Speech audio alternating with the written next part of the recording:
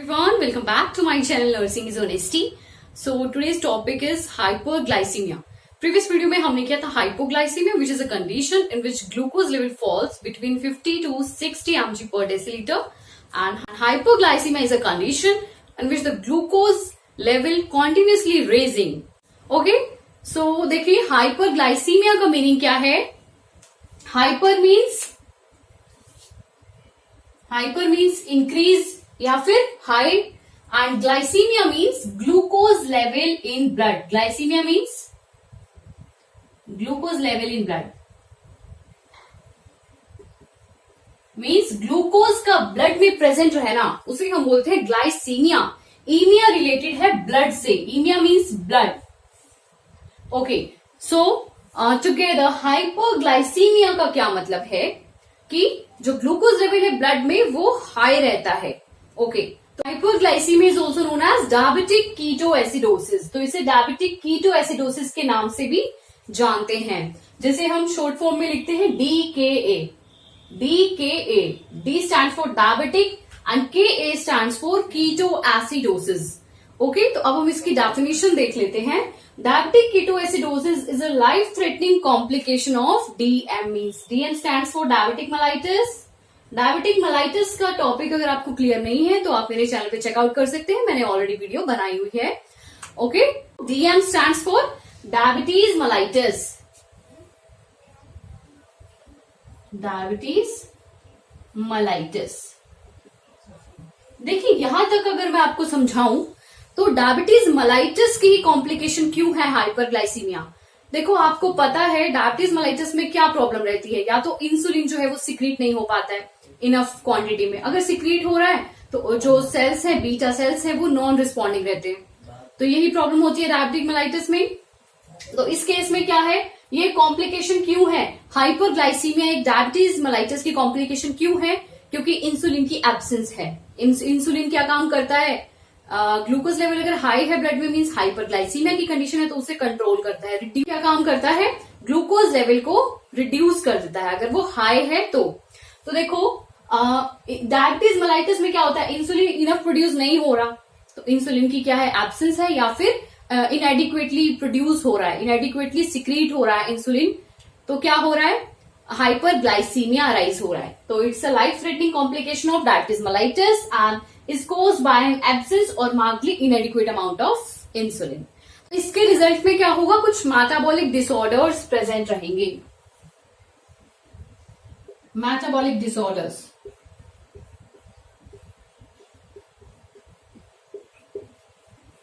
metabolic disorders of carbohydrate, protein and fat. तो ये क्या होगा, इनका मेटाबॉलिज्म जो है वो एडिक्वेटली नहीं हो पाएगा. हाइड्रेट, प्रोटीन और फैट का जो है मेटाबॉलिज्म अच्छे से नहीं हो पाएगा. अब हम देखते हैं कॉजेज ऑफ हाइपरग्लाइसीमिया या फिर कॉजेज ऑफ डायबिटिक कीटोएसिडोसिस. अब हम देख रहे हैं aetiology means causes of hyperglycaemia. तो फर्स्ट मेजर कॉज है जो हमने डेफिनेशन में भी स्टडी किया है कि हाइपरग्लाइसीमिया क्यों होगा, due because of an absence of insulin या फिर डिक्रीज्ड क्वांटिटी ऑफ इंसुलिन. तो इसमें क्या है, एब्सेंस ऑफ इंसुलिन एक मेजर कॉज है, जो इंसुलिन है उसकी एब्सेंस है. सेकेंड कॉज है डिक्रीज्ड और मिस्ड डोज ऑफ इंसुलिन. तो देखिए डायबिटिक पेशेंट्स में क्या होता है, इंसुलिन की प्रोडक्शन नहीं होती या फिर सेल्स जो है वो नॉन रिस्पॉन्डिंग रहते हैं. In the type 2 diabetes mellitus which is non insulin dependent diabetes mellitus, उसमें क्या रहता है, जो सेल्स है वो नॉन रिस्पॉन्डिंग रहते हैं. मीन्स इंसुलिन इनफ प्रोड्यूस हो रहा है बट सेल्स नॉन रिस्पॉन्डिंग है. इंसुलिन से क्या है, उनको सेंसिटिविटी नहीं है, वो डिसेंसिटिव हैं. तो इस केस में क्या होता है, कुछ केसेस में हम क्या करते हैं, इंसुलिन की डोज प्रोवाइड करते हैं, इंसुलिन एडमिनिस्टर कराते हैं पेशेंट में. तो अगर कोई पेशेंट उसकी इंसुलिन की डोज को मिस कर रहा है या फिर डिक्रीज अमाउंट में ले रहा है, उस केस में भी हाइपरग्लाइसीमिया की कंडीशन अराइज हो सकती है. नेक्स्ट है अनडायग्नोज्ड डायबिटीज. देखो अगर डायबिटीज मेलाइटिस पेशेंट में प्रेजेंट है बट वो अनडायग्नोज्ड है, उसे हमने डायग्नोज नहीं किया है या फिर पेशेंट को ही पता नहीं चला है कि उसे डायबिटीज है, तो क्या है, अनडायग्नोज बोल सकते हैं या फिर अनट्रीटेड डायबिटीज. अनट्रीटेड डायबिटीज में भी क्या कंडीशन अराइज होगी, हाइपरग्लाइसीमिया। एंड लास्ट कोर्स देखो हमारा क्या है, एसिडोसिस। देखो एसिडोसिस क्यों प्रेजेंट है कंडीशन, एसिडोसिस आप बोल सकते हो एसिड लेवल जो है वो रेज है ब्लड में, तो इसकी कंडीशन क्यों अराइज हो रही है, क्योंकि जो फैट है उसका एक्सेसिव ब्रेक डाउन हो रहा है फैटी एसिड्स में और कीटोन बॉडीज भी प्रोड्यूस हो रही है, तो उसके रिजल्ट में क्या हो रहा है, एसिडोसिस, और इसकी वजह से क्या होगा, ग्लूकोज लेवल हाई रहता है। तो ये तो थे कुछ मेजर कॉजेज ऑफ हाइपरग्लाइसीमिया। हम कर रहे हैं पैथोफिजियोलॉजी ऑफ हाइपरग्लाइसीमिया। तो देखो पैथोफिजियोलॉजी में पहले क्या होगा, decrease utilization of glucose by muscles, fat, liver.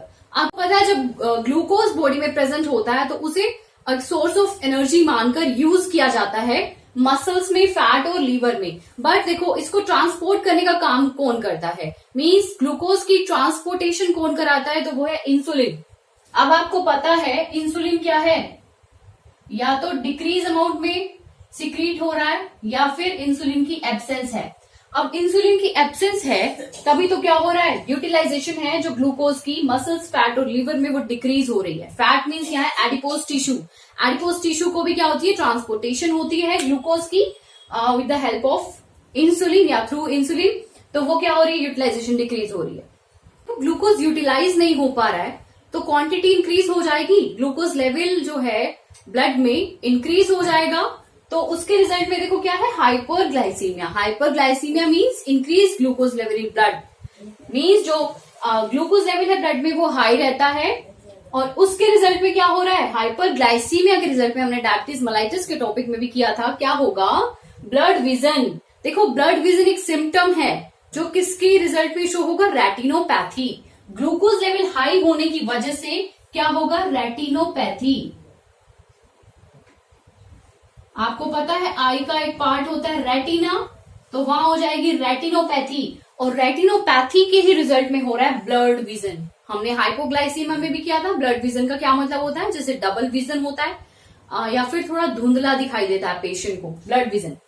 और देखो अब हाइपरग्लाइसीमिया है, ग्लूकोज का यूज नहीं हो पा रहा, ग्लूकोज एक्सेस क्वांटिटी में ब्लड में प्रेजेंट है, तो किडनीज क्या करेंगी, एक्सेस ग्लूकोज को एक्सक्रीट आउट करेंगी यूरिन के थ्रू, उसे हम बोलते हैं polyuria. Polyuria means increase urine output. Urine में जब ग्लूकोज की क्वांटिटी रेज हो जाएगी तो यूरिन आउटपुट भी इंक्रीज हो जाएगा, तो हम उसे बोल रहे हैं polyuria. Polyuria means increase urine output. देखो यूरिन आउटपुट इंक्रीज है तो क्या हो रहा है, इलेक्ट्रोलाइट इम्बैलेंस हो रहा है, फ्लूइड लॉस हो रहा है बॉडी से एक्सेस क्वांटिटी में, तो बॉडी में हो जाएगी डिहाइड्रेशन। डिहाइड्रेशन जब प्रेजेंट होगी तो कुछ सिम्टम शो होंगे डिहाइड्रेशन से, जैसे वीकनेस, और क्या रहेगा, साथ ही साथ पेशेंट को हेडेक भी रहेगा, एंड थर्स्ट इंक्रीज हो जाएगी जिसे बोलते हैं polydipsia. Polydipsia means increase thirst, dehydration की वजह से जो थर्स्ट है पेशेंट की वो इंक्रीज हो जाएगी। ओके, अब सेकेंड साइड का देखते हैं पैथोफिजियोलॉजी में और क्या हो रहा है, चेंजेस क्या आ रहे हैं बॉडी में। तो क्या हो रहा है, ब्रेक डाउन ऑफ फैट। अभी हमने किया था, जब हमने किया कॉजेज, तो हमने एक कॉज किया था एसिडोसिस। एसिडोसिस में क्या होता है, फैट का ब्रेक डाउन हो जाता है और किसमें कन्वर्ट हो जाता है, break down of fat into fatty acids में। तो देखो क्या हो रहा है, फैट का जो ब्रेक डाउन इंक्रीज हो जाएगा। देखो मैंने आपको बताया ग्लूकोज को क्या बोलते हैं, एक मेजर एनर्जी सोर्स माना जाता है ग्लूकोज को, जो कि मसल्स, फैट और लीवर उसको यूटिलाइज करते हैं। तो अब आपको पता है कि इंसुलिन की एब्सेंस है, ग्लूकोज तो इनफ है बॉडी में, बट ट्रांसपोर्टेशन नहीं हो पा रहा है, ग्लूकोज का ट्रांसपोर्टेशन नहीं हो पा रहा क्योंकि इंसुलिन की एब्सेंस है। उस केस में बॉडी फैट को एक मेजर एनर्जी सोर्स मानकर यूज करेगी। तो ज्यादा अगर फैट यूज हो जाएगा तो क्या हो रहा है, देखो ब्रेक डाउन ज्यादा हो रहा है ना फैट का, increase break down of fat, तो उसके रिजल्ट में फैटी एसिड्स भी इंक्रीज हो रहे हैं। अभी हमने किया था एसिडोसिस के टॉपिक में, तो फैटी एसिड्स जब इंक्रीज हो जाएंगे तो कीटोन बॉडीज भी इंक्रीज हो जाएंगी, और कीटोन बॉडीज जब इंक्रीज होंगी तो क्या हो रहा है, कुछ सिम्टम शो हो रहे हैं, मेजर 3 सिम्टम शो हो रहे हैं, nausea, vomiting and poor appetite. Appetite है उसका लॉस हो जाएगा, और लास्ट में क्या रिजल्ट आएगा, एसिडोसिस। आप बोल सकते हो कि एसिडोसिस की पैथोफिजियोलॉजी लिखी हुई है।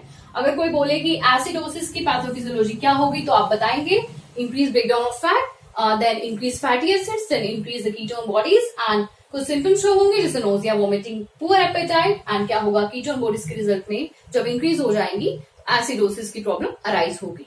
ओके, तो ये तो थी पैथोफिजियोलॉजी ऑफ हाइपोग्लाइसीमिया या फिर डायबिटिक कीटोएसिडोसिस जिसे हम बोलते हैं DKA। अब हम देखते हैं clinical manifestations of diabetic ketoacidosis. करें क्लिनिकल मैनिफेस्टेशंस ऑफ हाइपोग्लाइसीमिया। तो फर्स्ट है पोलीयूरिया। हमने पैथोफिजियोलॉजी में भी किया कि पोलीयूरिया क्यों प्रेजेंट रहेगा, क्योंकि हाइपरग्लाइसीमिया की कंडीशन प्रेजेंट है। तो इस केस में किडनीज क्या करेंगी, एक्सेस ग्लूकोज को एक्सक्रीट आउट कर देगी यूरिन के थ्रू, जिसे हम बोलते हैं पोलीयूरिया। यूरिन आउटपुट इंक्रीज हो जाएगा। Next is polydipsia. देखो पोलीयूरिया जब प्रेजेंट होगा यूरिन आउटपुट इंक्रीज हो जाएगा, तो डिहाइड्रेशन प्रेजेंट रहेगी। डिहाइड्रेशन प्रेजेंट रहने की वजह से क्या होगा, पोलीडिप्सिया जो थर्स्ट है पेशेंट की वो इंक्रीज हो जाएगी, इंक्रीज थर्स्ट। नेक्स्ट देखो ब्लड विजन रहेगा। मैंने आपको बताया रेटिनोपैथी हो जाएगी हाइपरग्लाइसीमिया के रिजल्ट में। तो रेटिनोपैथी से क्या सिम्टम शो होगा, ब्लड विजन। इसमें क्या होता है, डबल विजन होता है। नेक्स्ट है वीकनेस, हेडेक। देखो कीटोन बॉडीज जब इंक्रीज हो गई थी, जो हमने एसिडोसिस किया था, एसिडोसिस की जब मैंने आपको बताया था कि इसे आप एसिडोसिस की पैथोफिजियोलॉजी भी बोल सकते हैं, तो हमने किया था कीटोन बॉडीज इंक्रीज हो जाएगी जिससे कुछ सिम्टम शो होंगे जैसे वीकनेस, हेडेक। और अगर आप एसीटोन ब्रीथ की बात करें तो ये भी एक कीटोन बॉडीज का ही इंक्रीज होने का सिम्टम है। कीटोन बॉडीज इंक्रीज होंगी तो ये सिम्टम भी शो होगा। एसीटोन ब्रीथ का क्या मतलब होता है, फ्रूटी ब्रीथ। जो ब्रीथ होगी वो कैसी होगी, फ्रूटी, फ्रूटी ब्रीथ या फिर फ्रूटी ऑर्डर। देखिए ब्लड प्रेशर डिक्रीज रहेगा, ब्लड प्रेशर डिक्रीज रहेगा तो उसके रिजल्ट में भी क्या होगा, ऑर्थोस्टैटिक हाइपोटेंशन, ऑर्थोस्टैटिक हाइपोटेंशन। देखो हाइपोटेंशन का क्या मतलब है, डिक्रीज बीपी। जैसे मैंने आपको बताया यहाँ क्या है, डिक्रीज ब्लड प्रेशर।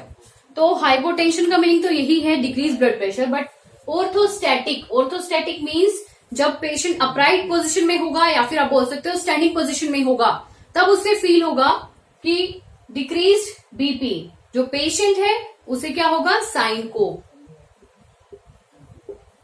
चक्कर आएंगे पेशेंट को, मीन्स जो ब्लड प्रेशर है वो डाउन है। ओके, अब देखते हैं लास्ट मैनिफेस्टेशन जो है वो है किशमोल्स ब्रीदिंग। देखो इसका क्या मतलब है, एयर हंगर रहेगा, एयर हंगर। पेशेंट को रहेगा एयर हंगर। ओके, तो ये तो थी कुछ क्लिनिकल मैनिफेस्टेशंस। आई होप आपको अच्छे से क्लियर हो गया होगा। अब हम देखते हैं diagnostic evaluation of hyperglycaemia. Diagnostic evaluation में सबसे पहले हम करेंगे ब्लड ग्लूकोज लेवल को monitor, continuously monitoring blood glucose level. देखो मैंने आपको प्रीवियस वीडियो में हाइपोग्लाइसीमिया के टॉपिक में करवाया था कि नॉर्मल ब्लड ग्लूकोज लेवल कितना होता है। अगर हम फास्टिंग ब्लड ग्लूकोज लेवल देखें, मीन्स प्री मील ब्लड ग्लूकोज लेवल देखें, तो वो होता है 80 to 100 mg पर डेसीलीटर। अगर हम पोस्ट मील देखें, पोस्ट मील मीन्स फास्टिंग नहीं हो, पोस्ट मील में ब्लड ग्लूकोज लेवल कितना होगा, 80 to 140 mg पर डेसीलीटर। तो ये नॉर्मल वैल्यूज हैं। अगर हम हाइपरग्लाइसीमिया में देखें तो ग्रेटर देन 300 mg पर डेसीलीटर रहेगा ग्लूकोज लेवल। जब हम मॉनिटर करेंगे तो हमें रिजल्ट मिलेगा ग्रेटर देन 300 mg पर डेसीलीटर। इट मीन्स हम इजिली इससे आइडेंटिफाई कर पाएंगे कि हाइपरग्लाइसीमिया प्रेजेंट है या नहीं है। नेक्स्ट है यूरिनालिसिस। यूरिनालिसिस हम करेंगे, कंप्लीट यूरिन एग्जामिनेशन हम करेंगे हाइपरग्लाइसीमिया में, तो इससे भी हम इजिली डायग्नोज कर पाएंगे हाइपरग्लाइसीमिया की कंडीशन को, डायबिटिक कीटोएसिडोसिस की कंडीशन को। तो अब हम देखते हैं इसकी मैनेजमेंट किस तरीके से करेंगे। हम देख रहे हैं मेडिकल मैनेजमेंट। तो सबसे पहले हम क्या करेंगे, फ्लूइड थेरेपी प्रोवाइड करेंगे। जिस भी पेशेंट को हाइपरग्लाइसीमिया की कंडीशन प्रेजेंट है उसे हम फ्लूइड थेरेपी प्रोवाइड करेंगे। और फ्लूइड थेरेपी में फ्लूइड थेरेपी क्यों प्रोवाइड करेंगे, फ्लूइड थेरेपी प्रोवाइड करने का हमारा मेन मोटिव क्या है, हमारा एम क्या है। तो देखिए फ्लूइड थेरेपी प्रोवाइड करने का एम है टू ट्रीट डिहाइड्रेशन। डिहाइड्रेशन को ट्रीट करने के लिए हम देंगे फ्लूइड थेरेपी। और देखो फ्लूइड थेरेपी देखो किस तरीके से प्रोवाइड करेंगे। इसमें 9% सलाइन देंगे, सलाइन, नॉर्मल सलाइन एनएस देंगे, नॉर्मल सलाइन आईवी देंगे, ivy means intravenously.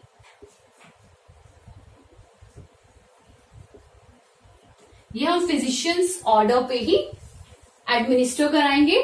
Next is restoring electrolyte. जो भी इलेक्ट्रोलाइट इम्बैलेंस हुआ है, इलेक्ट्रोलाइट्स का लॉस हुआ है, उसे हम रिस्टोर करेंगे और इसमें हम पोटेशियम रिप्लेसमेंट करेंगे। क्या करेंगे इसमें? Potassium replacement.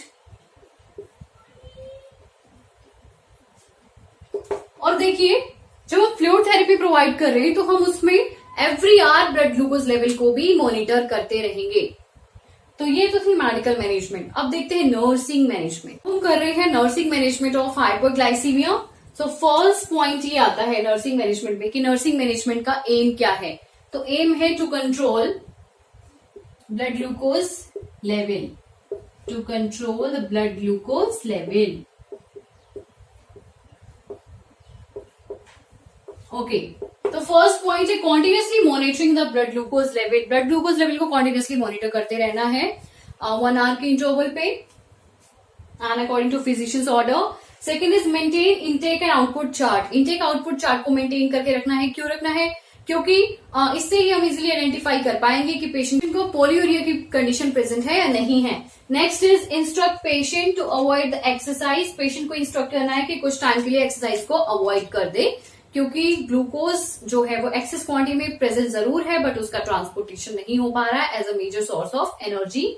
Next is monitor patients nutritional status या फिर न्यूट्रिशनल इंटेक। पेशेंट के न्यूट्रिशनल स्टेटस को भी एसेस करना है। Next is take patient to assess the glucose level. देखो, हम एजुकेशन प्रोवाइड कराएंगे, health education regarding glucose level. तो हम पेशेंट को नॉर्मल वैल्यूज भी बताएंगे ग्लूकोज लेवल की, ब्लड में नॉर्मल वैल्यूज कितनी होती है, को एसेस करना भी बताएंगे। Next is last is teach the technique for administering insulin. अगर फिजिशियन ने इंडिकेट किया है पेशेंट को कि उसे इंसुलिन एडमिनिस्टर करनी है खुद से ही, तो हम उसे टेक्निक बताएंगे कि इंसुलिन को किस तरीके से एडमिनिस्टर किया जाता है, कौन कौन सी सिरिंजेस मार्केट में अवेलेबल होती है, इंसुलिन प्रिपरेशन किस तरीके से होती है, स्टोरेज किस तरीके से होती है, और हम उसे बताएंगे कि एडिपोज टिश्यू में ही इंसुलिन को इंजेक्ट किया जाता है। तो ये सब इसमें बताएंगे, हम पेशेंट को टेक्निक एक्सप्लेन कर देंगे बेसिकली। तो अगर आपको एनसीपी चाहिए रिलेटेड हाइपरग्लाइसीमिया, देखो कुछ क्वेश्चन बनते हैं एग्जाम में, सभी क्वेश्चन बनता है कि NCP means nursing care plan hyperglycaemia का हमें एक्सप्लेन करना है। तो अगर आपको हाइपरग्लाइसीमिया के एनसीपी पे वीडियो चाहिए तो प्लीज मुझे कमेंट डाउन कर देना। एंड ये तो टॉपिक था हाइपरग्लाइसीमिया। एंड अगर आपको वीडियो जरा सा भी यूजफुल लगे तो वीडियो को एक लाइक जरूर करना एंड चैनल को सब्सक्राइब जरूर करना। Thanks for watching.